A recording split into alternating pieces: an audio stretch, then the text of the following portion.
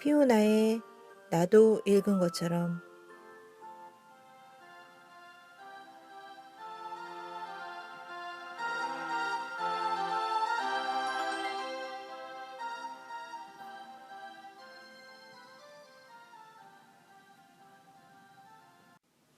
단순한 책 소개가 아니라 나도 읽은 것처럼 다 떠먹여주는 책방송 피오나의 나도 읽은 것처럼 피오나입니다. 안녕하세요. 예, 오늘은 나미야 자파점의 기적 두 번째 시간이고요. 오늘은 비로소 이제 내용의 전반적인 얘기를 하려고 합니다. 그래서 제가 지난번에 이렇게 도입부만 얘기를 하고 방송을 마쳤더니 또 많은 분들이 궁금하게 이렇게 도입부만 훑어주고 끝내냐 뭐 이런 얘기를 해주셨고요. 그리고 제가 그 방송을 하기 전에 말씀드렸던 그 책을 읽게 되는 데는 궁금한 것보다는 책을 읽고 싶다라는 생각이 가장 영향을 많이 미치는 것 같다 이런 얘기를 했었는데요. 그 얘기에 대해서 이제 남동공단 홍 실장님이 또 공감을 해주시면서 책을 하나 추천을 해주셨어요. 예, 요즘에 그 가장 이슈가 되는 책이 아닐까 싶어요. 한강의 채식주의자요.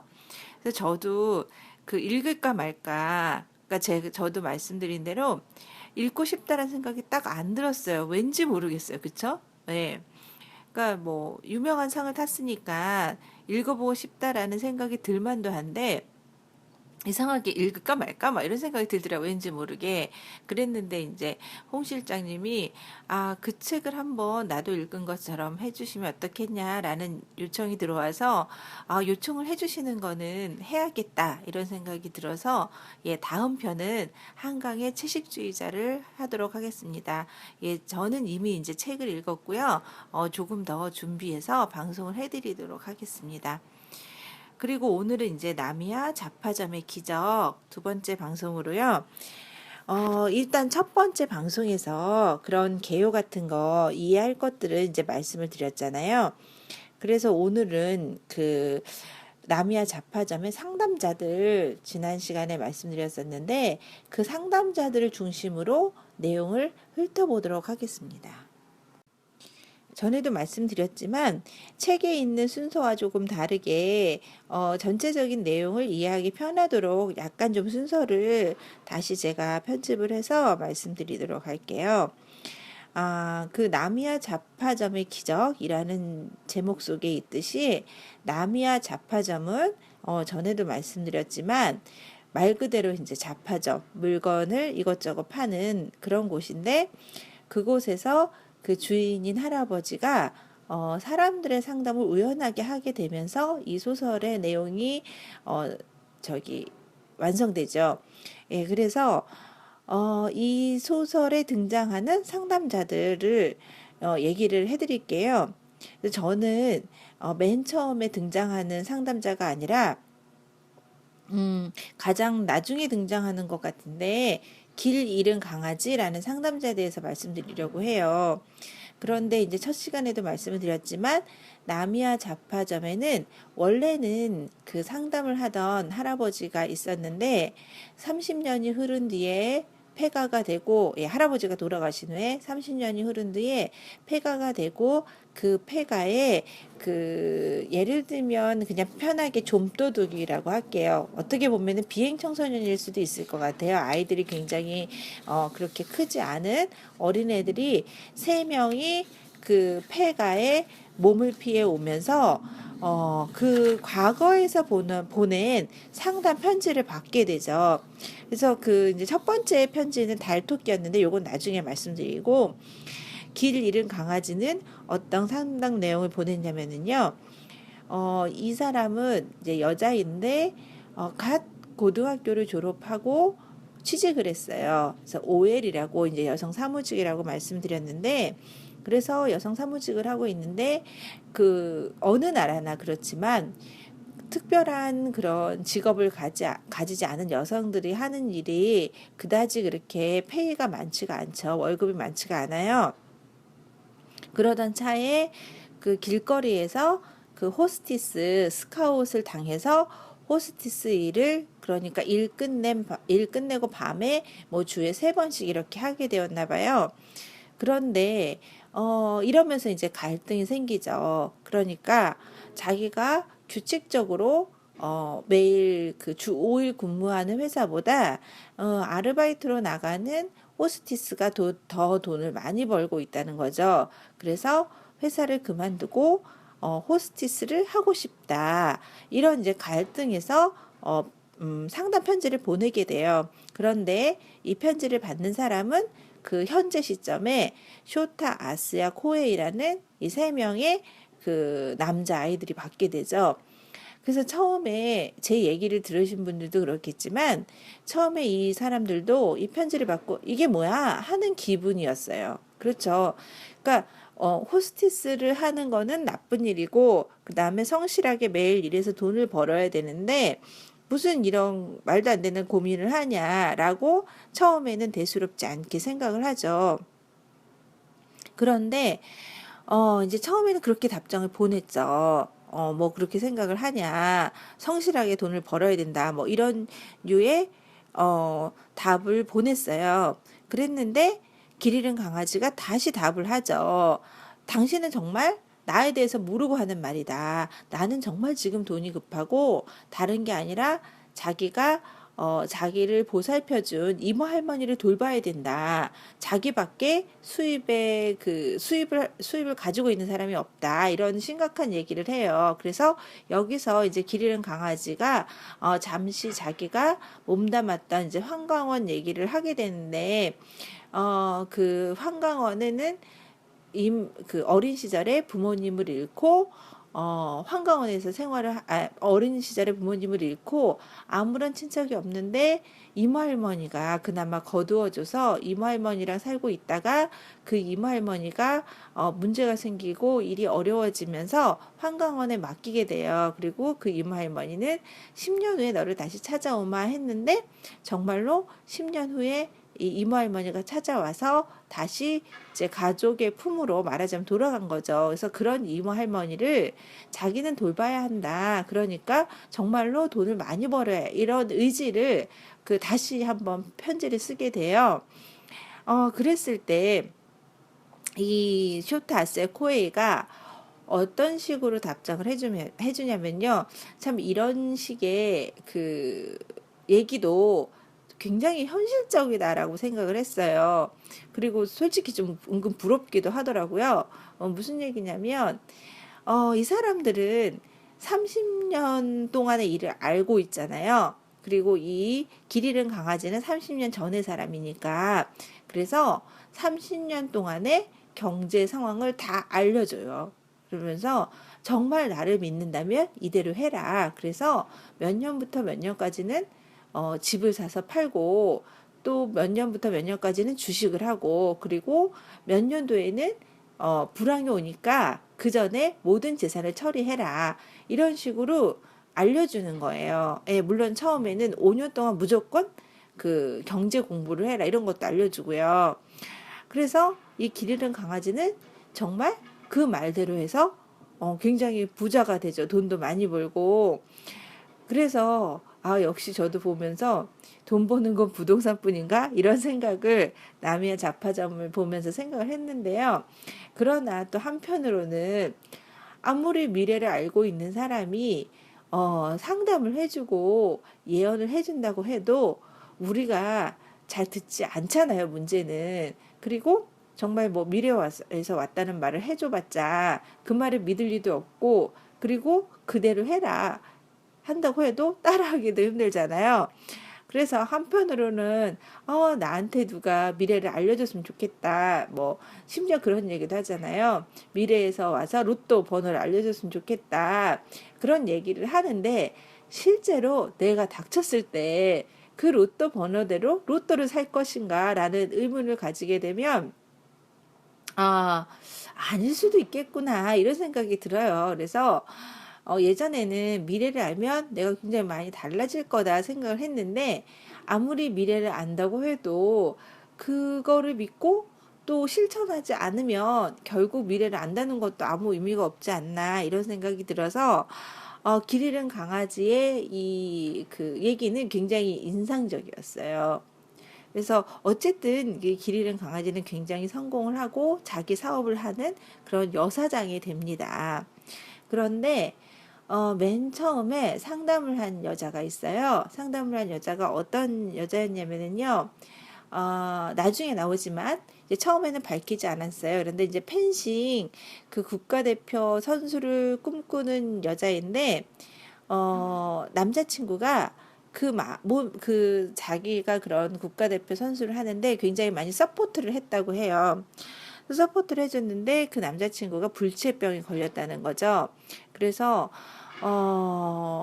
국가대표 그 선발전, 그러니까 국가대표가 되기 위한 선발전을 포기하고 남자친구를 돌볼 것인가, 아니면 남자친구를 돌보지 않고 자기네들의 그런 그 소원이었던 국가대표 선발전에 몰두할 것인가, 이런 거를 물어봐요.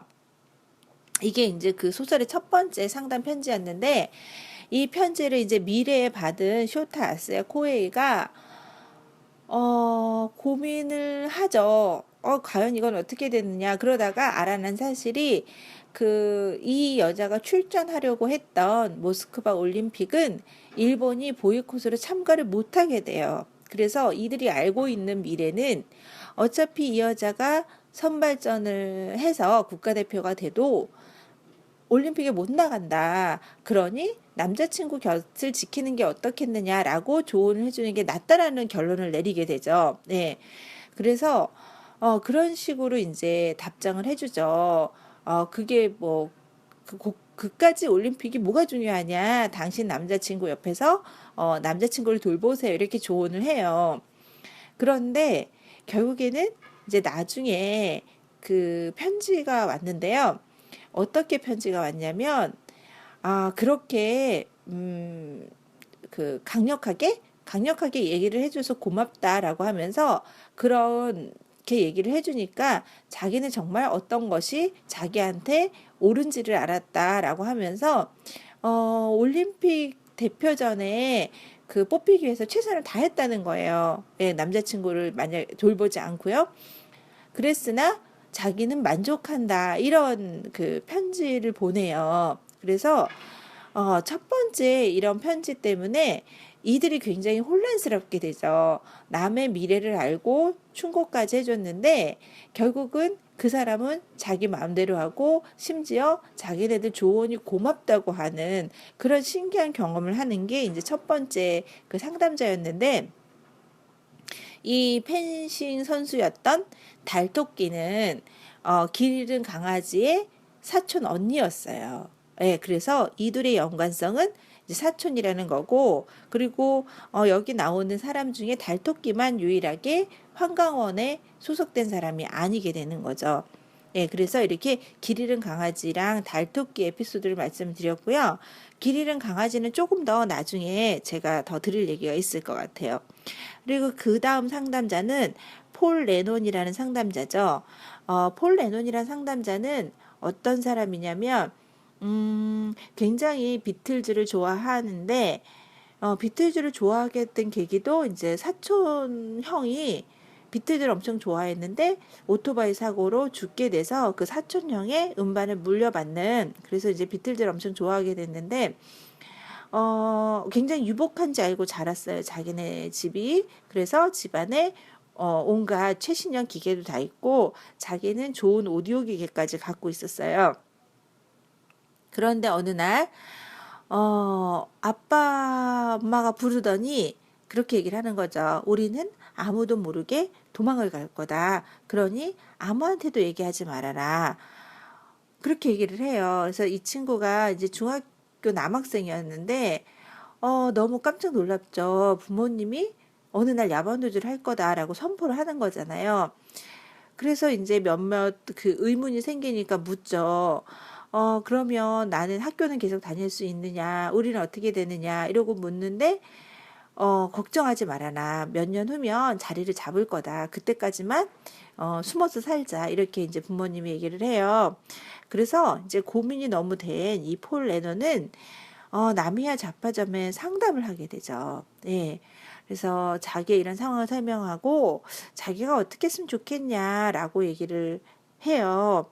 근데 이 상담은 또 그 나미야 잡화점의 할아버지가 해주게 돼요. 예, 나미야 유지라는 나미야 잡화점의 할아버지가 해주게 되는데, 할아버지가 이제 뭐라고 하냐면, 너는 정말로 부모님을 좋아하냐, 어쩌냐, 이런 걸 물은 다음에, 가족은 함께여야 한다. 그러니까, 부모님을 따라가란 식으로 얘기를 해요. 참 이런 경우에 어떻게 조언을 해야 될지 참 막막할 거예요. 그게 옳은 길이 아니니 네가 부모님을 뭐 설득하거나 포기해라라고 하거나 그럴 만도 한데 이제 이분은 그렇게 조언을 해준 거예요. 부모님을 따라가라. 그래서 이제 그 많은 갈등 속에서 이제 부모님을 따라가기로 하죠. 근데 이제 부모님을 따라가는 과정에서 어떤 일이 생겼냐면 이 비틀즈의 팬이었던 이 폴 레논이 자기가 가지고 있는 비틀즈의 음반을 처분하기로 결심을 해요. 그러니까 어떻게 보면 그 비틀즈 음반을 처분한다는 게 자기 인생을 정리하는 그런 느낌도 있죠. 그래서 친구한테 만행, 우리나라 돈으로 10만 원이 정도 되죠. 만행을 주고 친구한테 팔아서 만행을 손에 쥐게 돼요. 그랬는데 그 아버지가 너 만엔 있으니까 앞으로 뭐 용돈은 못 준다. 뭐 이런 식의 좀 굉장히 과격한 발언을 해요. 그래서, 그 아버지와 어머니를 쫓아서 정말 그날 밤에, 그 예정된 밤에 달달거리는 이제 차를 타고, 떠나다가 고속도로 휴게소에 서요. 그랬는데 그 휴게소에서 같이 아버지랑 화장실에 들어갔다가 아버지의 어떤 말에 굉장히 이 사람이 도저히 안 되겠다. 그러니까 부모님을 따라가선 안 되겠다. 이런 생각이 들어서 혼자 도망을 치고 그리고 몰래 다른 사람 트럭에 타게 돼요. 그래서 트럭을 타고 도망을 나와서 어찌어찌 하다가 신칸센역, 그러니까 우리나라로 치면은 그냥 서울역 정도로 이해하시면 될 거예요. KTX. 그래서 그런 역에서 표를 사야겠다. 그러니까 만행을 손에 가지고 있으니까 표를 사야겠다 그러고 있는데 그 역 직원이 시간을 끌더니 그 잠복하고 있던 형사가 나타나게 되죠. 그래서 원래 이렇게 이런 시기에, 그러니까 새학기가 시작되는 시기였거든요. 새학기가 시작되는 시기에 청소년 가출이 많으니 그 역에서 잠복하고 있다가 형사들이 그런 애들을 이제 잡아서 집에 돌려보내거나 어떻게 조치를 취하나 봐요. 그래서 그런 사람한테 걸렸죠. 그래서 그러나 이 사람은 폴레드는 절대로 자기 본명을 얘기하지 않죠. 나이도 얘기하지 않고, 그러니까 자신에 대해서는 함구를 하는 거예요. 이제 그렇게 할 수밖에 없는 게 부모님이 어떻게 보면 범법자니까 자기가 신분을 밝히면 부모님까지 위태로워질 수도 있으니까 말을 하지 못하고 계속 버티고 있다가 너 정말 이렇게 되면은 그 아동복지센터에 갈 수밖에 없다라고 해서 결국에는 그 이 사람이 그 환강원에 오게 되는 거예요. 네, 그래서 환강원에 와서 그 이 폴레논이 그 목각을 하는 솜씨가 있었나 봐요. 그래서 목각을 해서 바로 앞에 얘기가 나왔던 길 잃은 강아지한테 목각 인형을 주게 되는 에피소드도 있어요. 그래서 이제 환경원에서 생활을 하고 이제 목각을 하는 그런 장인이 돼서 살아가는데 그 우연히 다시 자기가 옛날 사는 동네를 오게 되죠. 그래서 옛날 사는 데를 오게 됐는데 거기서 그 비틀즈를 주제로 한 바를 하나 보게 돼요. 그래서 그 바를 들어가서 이런저런 얘기를 하다 보니까 그 바의 여주인이 자기가 음반을 팔았던 여동생이란 걸 알게 돼요. 예. 그래서 그러니까 이제 자기가 가지고 있는 음반을 가지고 그 바를 하는 그 친구의 여동생을 만난 거죠. 그래서 이제 이런저런 얘기를 하다가 물론 이제 자기 신분을 밝히지 않죠. 그러다가 부모님 소식을 알게 돼요. 그래서 그 바의 여주인이 얘기를 하죠. 원래 저 음반은 오빠 건데 오빠가 어떤 사람한테 샀다. 하지만 그 사람은 지금 이 세상 사람이 아니다라고 얘기를 해서 이제 깜짝 놀래요. 그래서 물어봤더니 부모님이 이제 야밤도주를 했잖아요. 그리고 이제 본인도 어쨌든 같이 야밤도주를 하게 됐는데, 그때 이제 그 부모님이 자살을 했다는 거죠. 그래서 그 아버지가 어머니와 아들을, 그러니까 부인과 아들을 태우고 자살 기도를 해서 그 엄마와 아들은 물에 빠져 죽고, 본인은 이제 그리고 나와서 목을 매달아 죽었다. 이런 일가족의 일가족 자살 그런 에피소드를 들려줘요. 근데 이제 그래서 자기는 죽은 게 되어 있는 거죠. 그래서 그러면 이제 그 아들 시신은 찾은 거냐 그랬더니 모른다고 대답을 하는 거예요. 그래서 스스로 굉장히 많은 생각을 하게 되죠.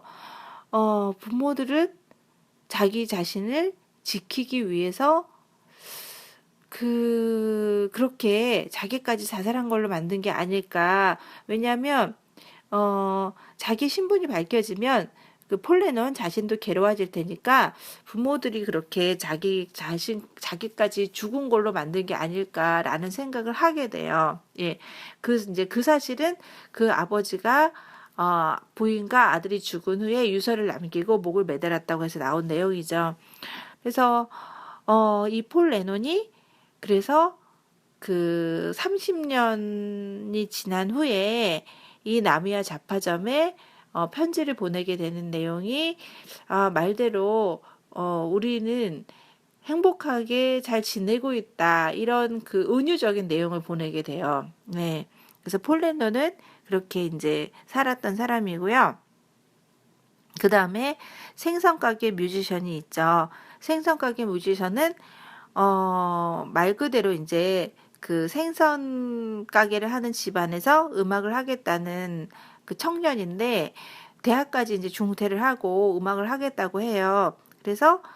그러나 별로 음악에 대해서 빛을 보지 못해서 어쩌나 하고 있는 사이에 그 상담을 하게 되죠. 그래서 이 상담을 받게 된 사람은 그 현재 쇼타 아세 코에이 이 사람들이 이 상담 받게 돼요.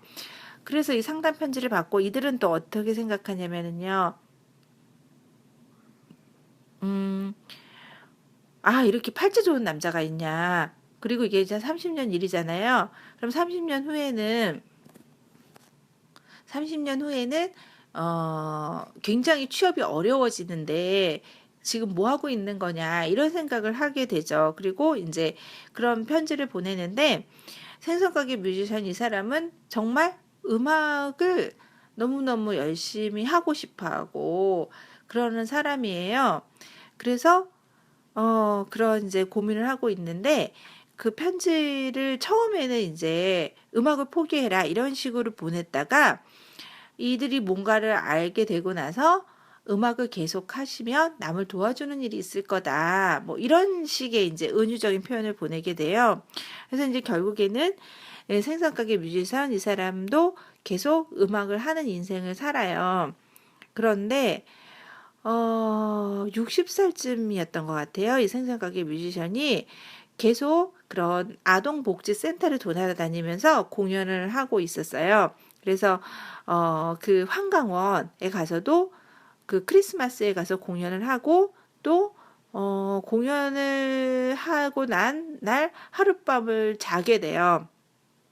그런데 마침 그날 큰 화재가 나게 돼요. 이 환강원에. 근데 이 생선가게 뮤지션이 그 큰 화재 속에서 남동생을 그러니까 그 어떤 여자의 남동생을 구해주고 자기 자신은 죽게 되거든요. 그래서 모든 그런 그 환강원의 아이들이 살아남았는데 유일하게 죽은 사람은 생선가게 뮤지션이에요. 그리고 이 생선가게 뮤지션이 자기 자작곡인 재생이란 자기 자작곡이 있어요. 그리고 이 재생이란 곡을 그 환강원에서 불러주었었는데 이 노래를 기가 막히게 천재적으로 외운 사람이 있는데 쉘이라는 제가 상담하지 않은 인물이라고 쉘이라고 썼잖아요. 이 쉘이가 나중에 엄청나게 유명한 가수가 돼요. 그래서 이 엄청나게 유명한 가수가 된 쉘이가 그 남동생을 그 생선가게 뮤지션이 구해준 거거든요. 그래서 이 쉘이가 어디 가서 공연을 할 때마다 마지막 곡으로는 자기 남동생의 생명의 은인이라면서 이 생선가게 뮤지션의 재생이라는 노래를 불러요. 예, 그래서 비록 유명한 가수가 되지는 못했지만, 그래도 한 사람을 살리고, 또 그럼으로 인해서, 여가수에게 엄청난 영향을 미치고, 그리고 결국에는 자신의 노래가 늘 사람들에게 들려지게 되는 그런 결과가 되잖아요. 이 부분도 참 감동적이었는데, 당장 유명해진다. 그런 것보다는 정말 사람들에게 어떤 의미로 다가가느냐, 이런 게 정말 중요하지 않나라는 걸 생각하게 됐던 것 같아요. 그리고 이제 마지막 인물 그린 리버. 여기 그린 리버도 참 그래요. 그러니까 유부남의 아이를 가졌죠. 유부남의 아이를 가졌는데, 어떡하느냐, 이런 거를 상담을 하는데, 이거를 상담해 준 사람은 나미야 유지 30년 전에 할아버지가 상담을 해주게 돼요. 그래서 이 할아버지가 고민을 하면서 이 내용을 자기 자식한테 얘기를 하죠. 이런 사람이 상담을 해왔다.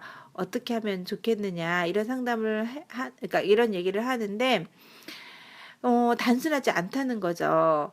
그 아이를 없애라, 이렇게 말하기도 그렇고, 낳아서 키워라 하기도 그렇고, 그런데, 어, 그, 아이를 사랑해야 된다. 그리고 아이를 사랑한다면 낳아야 된다. 이런 식의 조언을 해줬던 것 같아요. 그런데, 몇 년 후에 나미야 할아버지가 기사를 하나 보게 돼요. 기사를 보니까 거기에 어떤 내용이냐면, 그 여자가 자동차가 물에 빠져서 죽었는데 아이가 하나 있었고 아이만 살아남았다. 근데 여자는 자살을 기도한 것 같다. 이런 기사를 보게 돼요. 그래서 얘기의 흐름으로 보자면 여자가 혼자 애를 키우다 힘들어서 자살 기도를 했는데 애는 살아남았다. 이런 기사를 보게 되죠.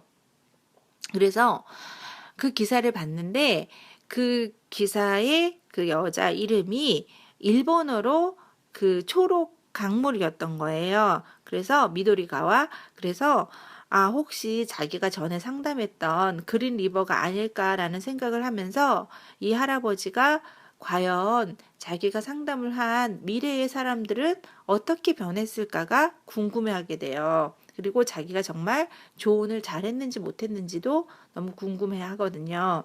그래서 아들한테 부탁을 하나 하게 돼요. 네가 30년 후에 꼭 나미야 잡화점에 상담했던 사람들이 어떻게 됐는지 편지를 보내게 달라는 공지를 남겨달라라는 부탁을 하게 돼요.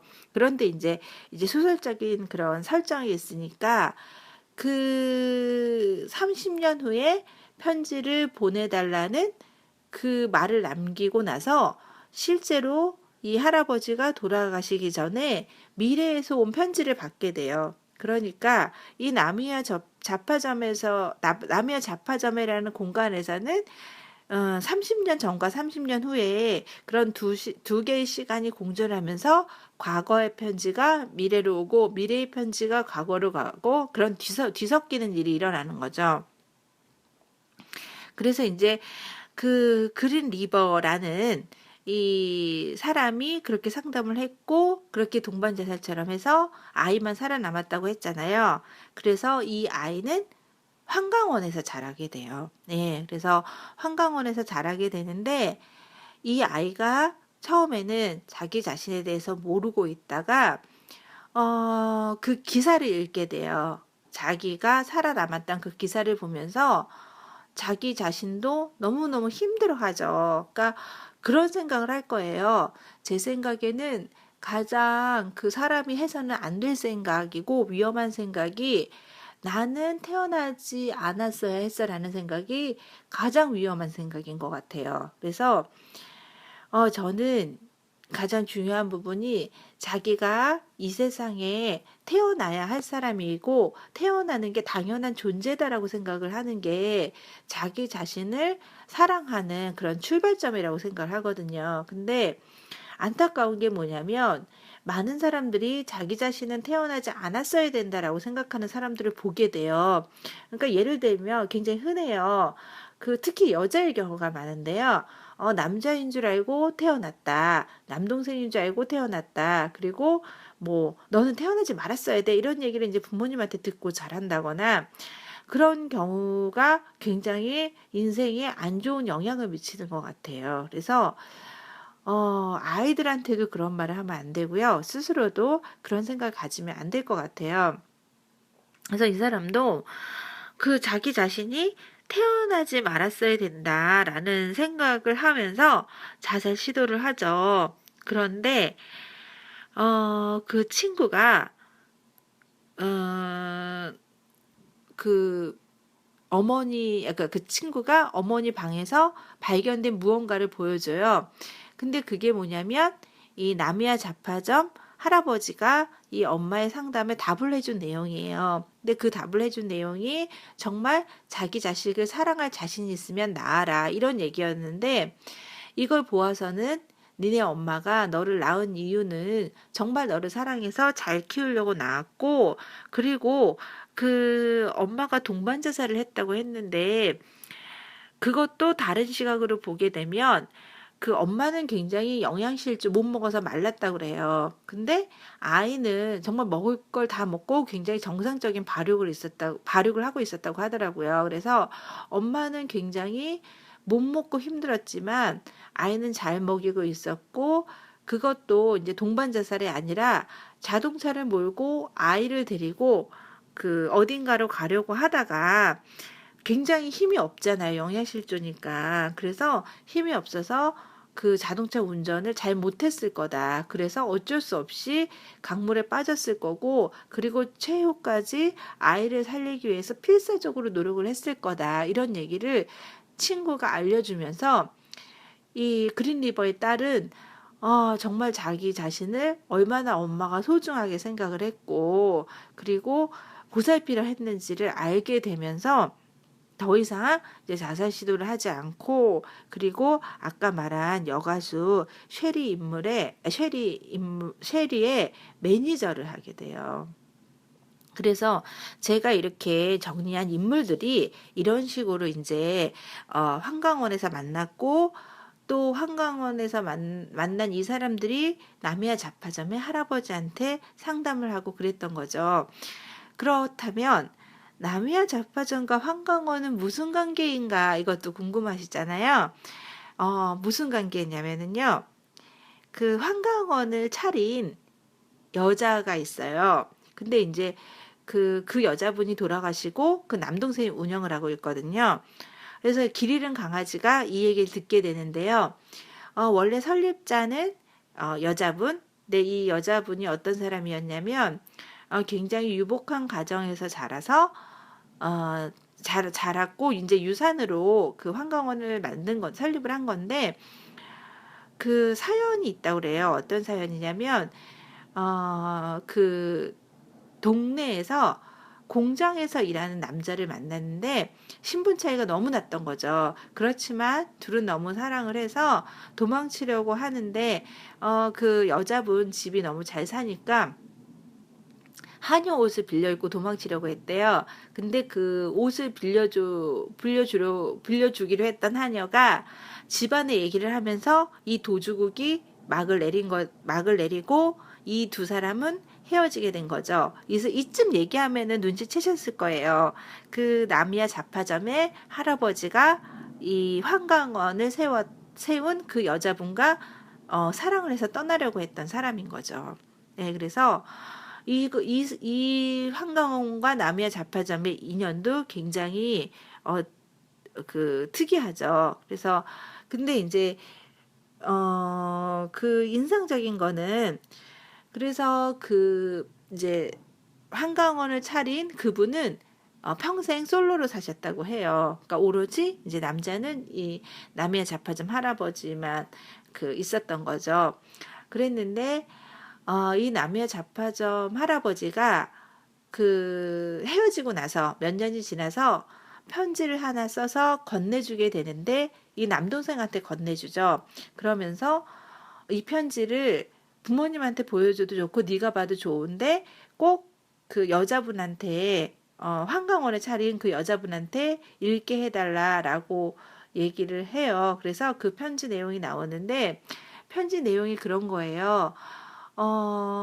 정말 그때 당신의 선택이 옳았다. 그러니까 이 남자는 이 여자가 어떤 식으로 떠난지 모르는 거죠. 그러니까 집안의 반대로 떠난지 모르지만 참, 이 여자는 편지를 일부러 이 남자한테 자기 마음이 변했으니까 자기를 찾지 말란 식으로 보냈대요. 그래서 왜 그렇게 편지를 썼냐면 아버지가 그렇게 시켜서 그렇게 편지를 썼다는 거예요. 그래서 어쨌든 이 나미야 자파자미 할아버지는 이 여자가 자신을 떠났다. 그러니까는 집안의 강압이 아니라 그렇게 생각할 수 있는 상황인데 답장을 뭐라고 썼냐면 그러니까 편지를 뭐라고 보냈냐면 당신의 선택이 옳았다. 우리는 그때 너무 철부지였고 그렇게 살았다면 행복하지 않을 수도 있었겠다. 당신의 선택을 존중하고 당신이 행복했으면 좋겠다. 이런 내용의 편지를 이 여자한테 보낸 거예요.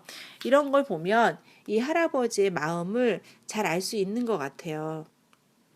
이 할아버지는 그러니까 다른 사람을 이해하고 자신의 운명을 받아들이고 이런 부분이 굉장히 뛰어났던 분이 아닐까. 그래서 사람들의 상담에도 굉장히 진심으로 상담을 하고 그런 할아버지가 아니었을까라는 생각이 들었어요. 그래서 저는 이 작품을 읽으면서 어떤 생각이 들었냐면요. 저도 상담을 하는 사람으로서 조언 아닌 조언할 때도 있고, 그리고 내가 상담을 하고 그 사람이 어떻게 변화해 가는지 그런 거를 볼 때도 있어요. 그런데 이 책을 읽으면서 느낀 거는요, 상담을 해서 그 상담자의 말을 듣고 그것을 따르느냐 안 따르느냐 그것이 중요한 게 아니라 자기가 자기 얘기를 정말로 진심으로 그 순간에 들어주는 사람이 있다는 것, 그것만으로도 굉장히 도움이 되는 거 아닌가 싶어요. 그러니까 우리는 나도 그렇지만 다른 사람 얘기에 귀 기울이는 거가 많이 부족하잖아요. 정말 진심으로 들어주는 거, 그런 게 많이 부족한데, 다른 사람의 얘기를 정말 진심으로 5분이라도 10분이라도 시간 내서 들어준다면 그것만한 그런 도움이 없을 것이다 라는 생각이 들더라고요. 그래서 책을 읽으면서 이 나미야 유지 할아버지에 대한 참 존경스러운 마음도 생기고요. 그리고 그 사람들의 질문에 대해서 정말 진지하게 고민했던 그 할아버지의 마음이 느껴지더라고요. 그래서 이제 좋았던 것 같고요. 그리고 그래서 이제 결론을 말씀드리면 이제 눈치채셨겠지만 쇼타 아스야 코에이 이 애들이 빈집을 털었다고 했잖아요. 그 빈집이란 건 길 잃은 강아지가 처음으로 샀던 집이에요. 예, 길 잃은 강아지가 이제 돈을 벌고 나서 결국에는 그 이모 할머니 집을 본인이 사게 돼요. 그랬는데 그 이모 할머니 집을 사고 1년에 뭐 몇 번 오지는 않지만 한 달에 한두 번 정도 오거나 하지만 그 집을 이제 두고 있었는데 이 길 잃은 강아지는 이제 환강원이 어려워진다고 해서 자기가 인수할 계획을 좀 생각을 해요. 그런데 이제 중간에 오해가 생겨서 그 환강원이 현재는 그 원래 환강원을 세웠던 사람이 아니라 그쪽에 그 남동생이 아니라 다른 사람이 운영을 하게 되면서 많은 문제점을 갖고 있게 되죠. 그래서 이제 거기를 인수할 생각을 하는데 그 환강원 주인이 소문을 이상하게 내서 길 잃은 강아지가 이 환강원을 사서 모텔을 지으려고 한다. 예, 그렇게 이제 소문을 내면서 환강원에 있는 아이들을 이 길 잃은 강아지를 미워하게 만들어요. 그래서 쇼타 아스야 코에이가 저 사람을 혼내주자 이런 마음으로 길 잃은 강아지 집에 들어갔던 거죠. 그래서 길 잃은 강아지 집을 털려고 하는데 길 잃은 강아지가 우연찮게 그러니까 그 집에 오게 되면서 서로 맞부딪힌 상황에서 이 세 사람이 공격을 하고 좀 그런 상황에서 공격을 하고 그런 상황에서 이제 쇼타 아스의 코에이가 도망을 치다가 나미야 자파점에 간 설정이거든요. 그런데 그 쇼타 아스야 코에이가 길 잃은 강아지의 자동차를 훔쳤죠. 근데 그 자동차에 무엇이 있었냐면 길 잃은 강아지가 그 공고를 본 거예요. 30년 후에 나미야 자파점의 상담 창구가 부활합니다. 이날 하루만 편지를 받겠습니다. 라는 걸 보고 그 편지를 썼는데 그 편지를 나미야 자파점에 주지 못하고 차에 뒀는데 그 차에 둔 거를 쇼타 아스야 코에이가 보게 되는 거죠. 그러니까 이 쇼타 아스야 코에이는 자기가 상담해 준 사람이 나중에 어떻게 됐나를 보게 된 거죠. 그런데 그 편지 내용이 그런 거였지. 너무너무 감사하다. 당신 말을 들어서 나는 너무너무 잘 됐다. 그러니까 이 세 명은 머리에 망치를 맞은 것처럼 그냥 멍해지는 거예요. 네. 아, 우리가 무슨 짓을 했지? 막 이렇게 멍해지면서 스스로 반성하게 되는 거예요. 아, 우리 이제 자수하고 앞으로 잘 살아가자. 아르바이트 열심히 하고. 그래서 아마도 나미야 자파점의 기적은 이 요즘 시대에 굉장히 불만이 많고 그리고 자기의 길을 찾아가지 못하는 청년들한테 주는 메시지가 아닐까 싶을 정도로 나미야 자파점의 기적이라는 거는 이 세 사람을 변화시킨 게 나미야 자파점의 기적이 아닐까 싶어요. 그리고 이제 여러분들한테 제가 읽어드리고 싶은 부분은 이 세 사람이 이 미래와 현재를 오가면서 의문을 가지면서 정말 우리가 보내는 편지가 미래로 가는지 과거로 가는지 보자라면서 장난처럼 백지를 넣은 게 있어요.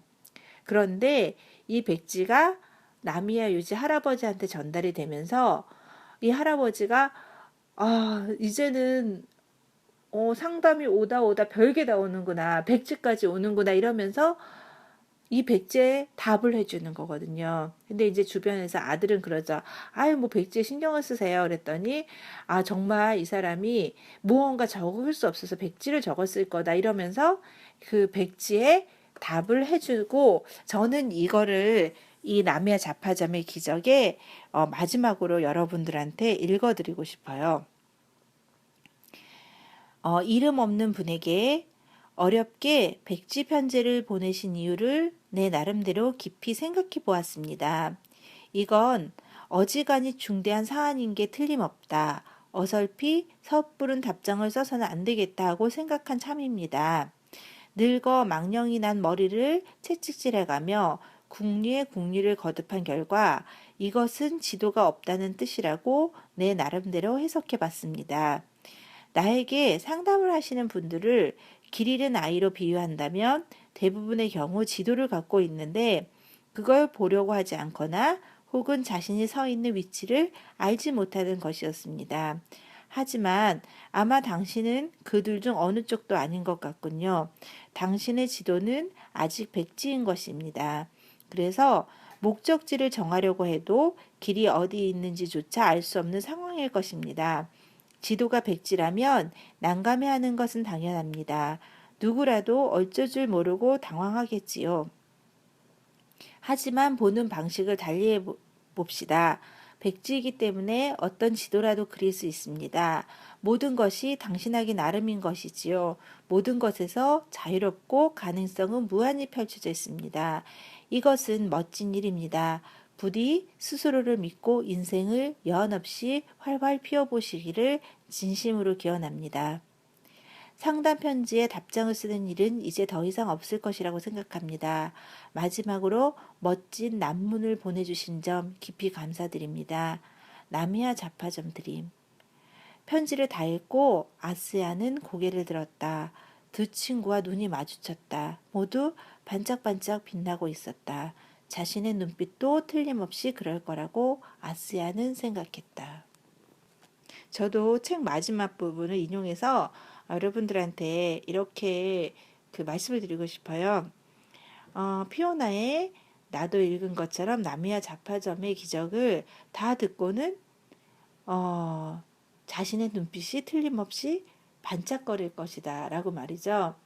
그래서 나미야 잡화점의 기적 어떤 책인지 궁금하신 분들도 있을 테고 읽으신 분들도 있을 테고 또 읽다가 마신 분들도 있을 테고 여러 가지 경우가 있을 텐데요. 제 방송을 통해서 나미야 잡화점의 기적은 어떤 책이다 이런 걸 알게 되시고 또 사람들이 나미야 잡화점의 기적에 대해서 얘기할 때 어떤 부분을 얘기하는구나 어떤 식으로 저 부분을 얘기하는 거나 이렇게 알아들을 수 있게 되지 않았을까 생각을 하고요. 그리고 제가 어떤 방송에서 봤는데 책을 읽는 것만이 중요한 게 아니라 책을 읽고 이해하는 그런 1차 사고, 내용을 이해하는 1차 사고만이 아니라 2차 사고라고 해서 그것을 자신의 삶에 어떻게 적용시키느냐, 그 부분이 중요하다는 얘기를 들었어요. 그래서 나미야 잡화점의 기적을 보면서 저는 아까도 잠깐 말씀을 드렸지만 다른 사람들의 얘기에 참 귀를 많이 기울였으면 좋겠다. 그리고 다른 사람의 얘기를 진심으로 들어주면 좋겠다. 그렇다면 그 얘기를 하는 사람한테 굉장히 많은 도움이 될 것이고 그것만으로도 위안이 되지 않을까 그런 생각을 했습니다. 예, 여기서 나미야 잡화점의 기적 두 번째 방송을 마치고요. 예, 예고한 대로 다음에는 한강의 채식주의자로 찾아뵙도록 하겠습니다. 감사합니다. 피오나였습니다. 좋은 하루 되세요.